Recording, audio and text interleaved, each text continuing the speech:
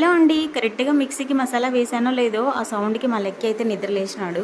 వాడు నిద్ర లేచినాడంటే నాకైతే ఇంక పని అవ్వదని చెప్పేసి నాకు భయమేస్తుంది. కానీ మా లక్కీ మాత్రం అస్సలు అల్లరే చేయలేదు. సైలెంట్‌గా ఉన్నాడు. ఒక పక్క మష్రూమ్ కర్రీ పెట్టానండి. ఒక పక్క అయితే కలర్ రైస్ పెట్టాను. రెండే అయితే రెడీ అయిపోతాయి కదా తొందరగా అని చెప్పేసి.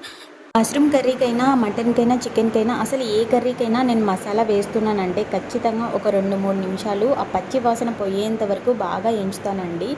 ఇంకా ఆ తర్వాతే మిగతా ప్రాసెస్ అనేది. ఇంక ఇక్కడైతే నేను రైస్ వేసేసాను. ఇంకా తగినంత సాల్ట్ కూడా వేసేసి ఇంకా మూతైతే పెట్టాననమాట.